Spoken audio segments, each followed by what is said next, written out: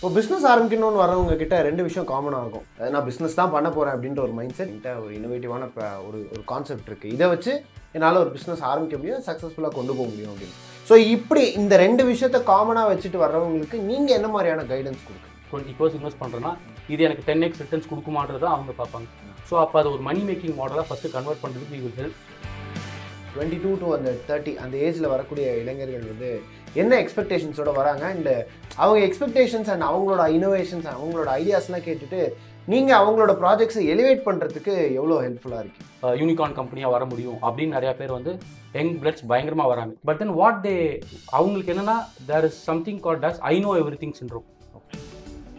இது வந்து March 19th and 20th 2022 நடக்குது. இந்த ஈவெண்ட்டில் வந்துட்டு ஒரு பக்கம் வந்து brands which are ready to franchise. இந்த பிராண்ட்ஸ்ன்னு பார்க்கும்பொழுது பலதரப்பட்ட வெர்டிகல்ஸ்லேருந்து பிராண்ட்ஸ் வராங்க. There are hundreds of industries which is there in the market. So different இண்டஸ்ட்ரீஸ்லேருந்து டிஃப்ரெண்ட் பிராண்ட்ஸ் அவங்களோட பிஸ்னஸ் ஆப்பர்ச்சுனிட்டிஸை எக்ஸிபிட் பண்ண போகிறாங்க. You need to keep revisiting your business plan according to changes. You need to ensure the lot many brands 75% market ஷேரில் இருந்திருக்காங்க. But then now they are nowhere. Okay, like how Nokia, Kodak, Blockbuster, நிறையா brands மாதிரி சொல்லலாம். See for instance, Behind Roots by itself. எதுக்கு franchise எடுக்கணும், நானே ஒரு business ஆரம்பிச்சிடலாமே அப்படின்ற ஒரு பெர்ஸ்பெக்டிவ் இருக்குது. இப்போ ஃப்ரான்ச்சைஸ் எடுக்கிறது பெட்டரா இல்லை சொந்தமாக நானே ஒரு பிரான்ச் ஆரம்பித்து அதில் கல்லால் உட்கார்றது பெட்டரா? ரெண்டுத்துக்குமே there are elements of risk. There is a positive side and the negative side also on both the platforms. But ஃப்ரான்ச்சைசிங்கில் என்ன அட்வான்டேஜ் அப்படின்றத பார்க்கும்போது ஒரு ப்ராஃபிட்டபிளான பிஸ்னஸை ரன் பண்ணுறது எப்படி? You have a passion and that passion solves a problem of someone. And then அந்த problem வந்து கொஞ்சம் பேருக்கு மட்டும் இருக்கக்கூடாது, பெரும்பாலான மக்களுக்கு அந்த ப்ராப்ளம் இருக்கணும். அந்த ப்ராப்ளமுக்கு கஸ்டமர் பே பண்ண ரெடியாக இருக்கும்.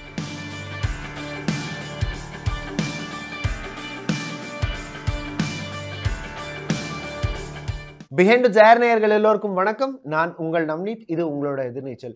இன்னைக்கு நம்மளோட எதிர்நீச்சலில் நம்ம கூட யார் இருக்காங்க அப்படின்னு பார்த்தீங்கன்னா thebusinessindia.com அப்படின்னு சொல்லக்கூடிய அந்த நிறுவனத்திலேருந்து மிஸ்டர் நிர்மல் மற்றும் வினோத்குமார் இருக்காங்க. அவங்களோட தான் இப்போ வந்து பேச போகிறோம். நிறைய இளைஞர்கள் வந்து ஆண்டர்பிரினர்ஸ் ஆகணும் அப்படின்ற ஒரு மைண்ட் செட்டோட அவங்களோட ஆண்டர்பிரினர் ஜேர்னி வந்து ஸ்டார்ட் பண்ணுறாங்க. பட் ஆனால் எங்கே போய் அப்ரோச் பண்ணணும், யாரை போய் அப்ரோச் பண்ணால் இந்த பிஸ்னஸை ப்ராப்பராக பண்ண முடியும், அண்ட் அது மட்டும் இல்லாமல் இந்த பிஸ்னஸ்க்கான க்ரோத் ஸ்ட்ராட்டஜி என்ன அப்படின்றது தெரியாமலே நிறைய பிஸ்னஸ் வந்து ஃபெயிலியரில் போய் முடியுது. ஸோ த businessindia.com அப்படின்றவங்க தரப்புலேருந்து க்ரோத் ஸ்ட்ராட்டஜி கொடுக்குறாங்க. அது மட்டும் இல்லாமல் உங்கள் பிஸ்னஸை மென்மேலும் அதிகமாக ரொம்ப அழகாக பண்ணுறதுக்கு ஹெல்ப் பண்ணிட்டு இருக்காங்க. ஸோ என்ன மாதிரியான க்ரோத் ஸ்ட்ராட்டஜிஸ் கொடுத்துட்ருக்காங்க அப்படின்றத அவங்களோட கேட்டு தெரிஞ்சுக்கலாம். வணக்கம் சார். வணக்கம். இன்னைக்கு வந்து இளைய சமுதாயத்தோட பார்வை வந்து ஒரு தொழில் முனைவோர் ஆகணும் அப்படின்ற ஒரு அந்த தொழில் முனைவோர், ஒரு ஆண்டர்பிரனர் அப்படின்ற ஒரு டேகின் பக்கம் திரும்பி இருக்கு. நிறைய பேர் வந்து காலேஜ் முடிக்கிறாங்க, முடிச்ச உடனே ஆண்டர்பிரனர்ஸ் ஆகணும்னு ஆசைப்படுறாங்க. பட் ஆனால் நிறைய சூழல்கள் வந்து அவங்கள தடுக்குது. இப்போ ஒரு பிஸ்னஸ்குள்ளே வரணும் அப்படின்னா பொதுவாக இளைஞர்கள்னு இல்லாமல் எல்லாரையுமே எது தடுக்குது, எது அவங்கள வந்து ஒரு ஸ்டாப்பிங் ஃபேக்டராக இருக்குன்னு நினைக்கிறீங்க? ஓகே, நீங்கள் சொன்ன மாதிரி நிறைய பேருக்கு பிஸ்னஸ் பண்ணணும், ஆனால் வந்து ஏதோ ஒரு பாயிண்ட் வந்து அவங்கள ஹோல்ட் பேக் பண்ணுது. ஓகே, கப்புள் ஆஃப் ரீசன்ஸ் இருக்குது. ஒரு ரீசன் நம்ம சொல்ல முடியாது. ஒன்று, most of us for that matter நம்மளை வந்து ஒரு எம்ப்ளாயீஸ் தான் வளர்த்துருக்காங்க. Most of us for that matter. Okay, இப்போ ஏற்கனவே வந்து செகண்ட் ஜென்ரேஷன் அவங்க அப்பா அம்மாலாம் பிஸ்னஸில் இருந்தாங்கன்னா நெக்ஸ்ட் ஜென்ரேஷன் பிஸ்னஸில் வந்து ஈஸி. பிஸ்னஸ் ரொம்ப நிறையா பேர் வெளிலேருந்து பார்க்கும்போது பிஸ்னஸில் ரிஸ்க் நிறையா இருக்குது, பிஸ்னஸில் வந்து ஒரு ஸ்டடி இன்கம் இருக்காது, நிறைய பேர் நல்லா பண்ணாலுமே இந்த இந்த இந்த தாட் வந்து எம்ப்ளாயீஸ் தான் நம்மளை வளர்த்துருக்காங்க. ஸோ அப்போ அந்த ஸ்டூடெண்ட்ஸ்க்கு அந்த ஒரு டவுட், பயம் இருக்கும். It is not they don't have an idea, or it is not that they don't have sufficient capital, or it is not that they don't have experience that stops people from doing business. It is fear. Okay, நாங்கள் சொல்லுவோம், it is fear that kills more dreams than actual failure. Okay, நிறையா business ட்ரீம்ஸை வந்து நம்ம business launch பண்ணி அதை வந்து நாளைக்கு எந்த பெரிய கம்பெனிஸாக இருந்தாலும் சரி, யூடியூபாக இருக்கலாம், இன்ஸ்டாகிராமாக இருக்கலாம், ட்விட்டராக இருக்கலாம். இப்போ யூடியூப்ன்றது ஃபஸ்ட்டே யூடியூபாக இல்லை. ஓகே, அது ஒரு டியூனின் ஹுக்கப்னு வேறு ஒரு பிளாட்ஃபார்மில் இருந்தது. இன்ஸ்டாகிராம் வந்து பர்பன் ஒரு கம்பெனியாக இருந்தது. ட்விட்டர் வந்து ஓடியோவாக இருந்தது. ஸ்டார்பக்ஸ் ஃபஸ்ட்டே வந்து ஒரு பெரிய காஃபி செயினாக வரல, ஒரு காஃபி பீன் விற்கிற கம்பெனியாக இருந்தது. ஃபர்ஸ்ட் ப்ராடக்ட் வரும்போது நம்ம நிறைய அசம்ஷன்ஸில் வருவோம் பிஸ்னஸ்க்குள்ளே. பட் நம்ம மார்க்கெட்டுக்கு வந்ததுக்கப்புறம் தான் நமக்கு ஆக்சுவல் ரியாலிட்டி தெரியும். அதுலேருந்து நம்ம லேர்னிங் கர்வில் நம்ம நிறையா விஷயத்தை கற்றுக்கிட்டு அதுக்கேற்ற மாதிரி இம்ப்ரூவைஸ் பண்ணி தான் எல்லாருமே பிஸ்னஸை சக்சீட் பண்ணியிருக்கோம். ஸோ பட் தென் இந்த டவுட், செல்ஃப் டவுட், நம்மளால பண்ண முடியுமா அப்படின்ற அந்த டவுட்டு தான் கில்ஸ் மோர் ட்ரீம்ஸ். ஸோ இந்த 9 to 5 மைண்ட் செட், அதாவது வந்து இந்த எம்ப்ளாயீஸ் மைண்ட் செட், ஒரு எம்ப்ளாயராக இல்லாமல் எம்ப்ளாயியாக இருக்கிற அந்த மைண்ட் செட்டில் இருக்கிறவங்களுக்கு வந்து எப்போதுமே வந்து ஒரு சேஃப் ஜோனில் இருக்கணும். எப்போதுமே வந்து நம்ம 9 to 5 போகிறோம், மாதம் ஆனால் சம்பளம் வந்துடும், இதை வச்சு ரொட்டீனை புஷ் பண்ணிக்கலாம் அப்படின்னு இருக்கிறவங்களுக்கு ஒரு பிஸ்னஸ்குள்ளே என்ட்ரு ஆகணும், ஒரு ஆண்டர்பிரனராக மாறணும் அப்படின்றப்போ அந்த சேலஞ்சஸ்லாம் தாண்டி என்ன மோட்டிவேஷன் வேணும்னு நினைக்கிறீங்க? அண்ட் அந்த அந்த ஒரு ஸ்பீட் பிரேக்கரை தாண்டறதுக்கு என்ன மாதிரியான விஷயங்கள் அவங்க பண்ணணும்னு நினைக்கிறீங்க? The first important thing என்னன்னு பார்த்தீங்கன்னா, risk is a factor which we all talk about.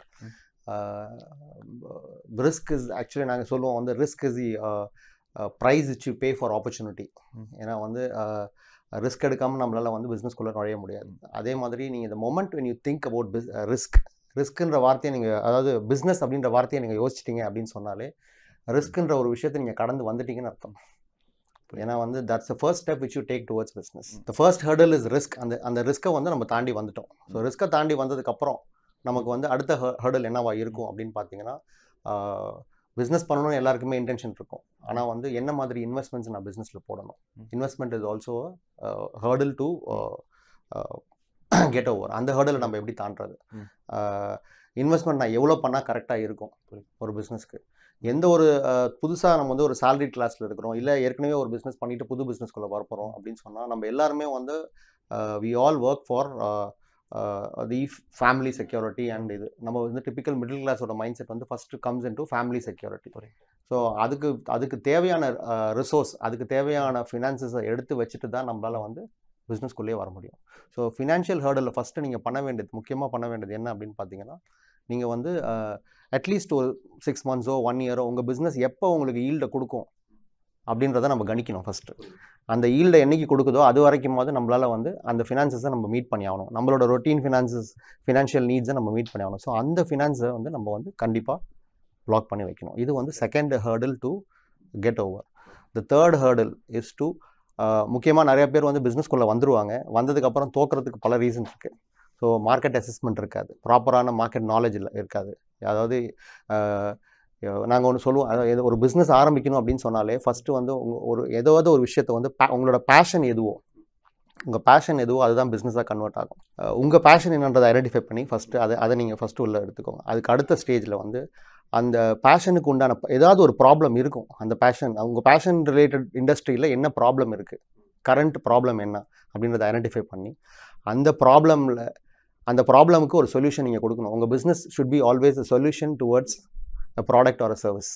So அந்த ப்ராப்ளம் ஐடென்டிஃபை பண்ணி அந்த ப்ராப்ளமுக்கு உண்டான சொல்யூஷன்ன்றது உங்களுக்கு தெரியும். ஸோ நீங்கள் சொல்யூஷன் கொடுக்க போகிறீங்க, அந்த சொல்யூஷனுக்கு மக்கள் வில் பி ரெடி டு பேயா, அதுக்கு பணம் கொடுக்கறதுக்கு ரெடியாக இருப்பாங்களா அப்படின்றத ஐடென்டிஃபை பண்ணணும். இதை பிஸ்னஸாக நான் கன்வெர்ட் பண்ணேன்னா மார்க்கெட் பொட்டன்ஷியல் என்ன, இதெல்லாம் நான் ஐடென்டிஃபை பண்ணதுக்கப்புறம் ஃபைனலி இதோட ஈல்டு தான் எனக்கு ப்ராஃபிட்டாக வரும். ஸோ இந்த ஹர்டில்ஸ் எல்லாமே நம்ம தாண்டி வந்துட்டோம் அப்படின்னு சொன்னாலே வந்து பிஸ்னஸ் இஸ் டேக்கன் கேர். இப்போ பிஸ்னஸ் ஆரம்பிக்கணும்னு வரவங்க கிட்ட 2 விஷயம் காமனாக இருக்கும். ஒன்று வந்து மைண்ட் செட், நான் பிஸ்னஸ் தான் பண்ண போகிறேன் அப்படின்ற ஒரு மைண்ட் செட். இன்னொன்று வந்து என்கிட்ட ஐடியா இருக்குது சார், என்கிட்ட ஒரு இன்னோவேட்டிவான ஒரு கான்செப்ட் இருக்குது, இதை வச்சு என்னால் ஒரு பிஸ்னஸ் ஆரம்பிக்க முடியும், சக்ஸஸ்ஃபுல்லாக கொண்டு போக முடியும் அப்படின்னு. ஸோ இப்படி இந்த 2 விஷயத்த காமனாக வச்சுட்டு வர்றவங்களுக்கு நீங்கள் என்ன மாதிரியான கைடன்ஸ் கொடுக்குறீங்க? ஃபஸ்ட்டு வந்து நிறைய பேர் இந்த மாதிரி நம்ம கம்பெனி அப்ரோச் பண்ணுவாங்க. இதில் பார்த்தீங்கன்னா நிறைய பேர் வந்து என்கிட்ட ஒரு ஐடியா இருக்குன்னு வருவாங்க. பட் மோஸ்ட் ஆஃப் தெம் ஏற்கனவே வேற ஒரு கண்ட்ரியில் ஒருத்தவங்க பண்ணியிருப்பாங்க, இல்லைனா நம்ம கண்ட்ரிலேயே நிறைய பேர் அதுக்கான பேட்டன்டிங் ஒர்க் போயிட்டு இருக்கும். பட் தென் புதுசாக வரவங்களுக்கு most of the idea for that matter ஏற்கனவே ஒருத்தங்க இதை மாதிரி பண்ணிட்டு தான் இருந்திருப்பாங்க வேறு பார்க்கில். ஃபார் சம் ரீசன் அது வந்து இட் வுட் ஹவ் நாட் லைவாக வந்திருக்காது.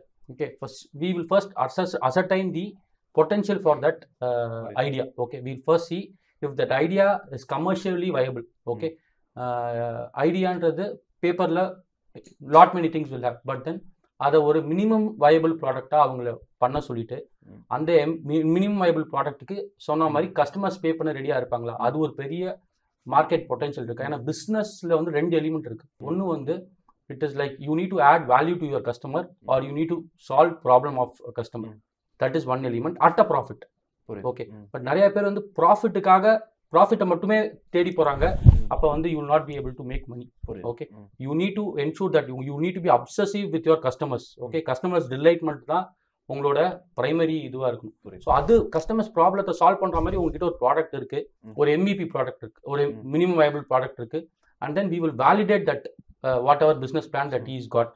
If he's not having a business plan, we'll help him to do a proper business plan. And then there are a lot of accelerators and incubators in the society. So we will we'll approach on his behalf, and then we will try to support him on the product on the idea of or commercial viable business model. Okay, it is like idea under the one, how you are going to create value, how you are going to capture value, and how you are going to deliver value. So இது business model convert பண்ணணும் first. Business model ன்றது how your idea intends to make money. Okay, very simple. Okay, idea ன்றது எல்லாத்துக்குமே இருக்கும். But then how as an ஒரு investor எப்போ invest பண்ணுவாங்கன்னா they will look at ROI. நான் இப்போ வந்து ஃபார் எக்ஸாம்பிள் இந்த ப்ராஜெக்ட் ஒரு 10 crore இல்லை ஒரு 20 crores இன்வெஸ்ட் பண்ணுறேன்னா இது எனக்கு 10x ரிட்டர்ன்ஸ் கொடுக்குமான்றதை அவங்க பார்ப்பாங்க. ஸோ அப்போ அது ஒரு மணி மேக்கிங் மாடலாக ஃபஸ்ட்டு கன்வெர்ட் பண்ணுறதுக்கு we will help, and then we will also put him to some accelerators and incubators.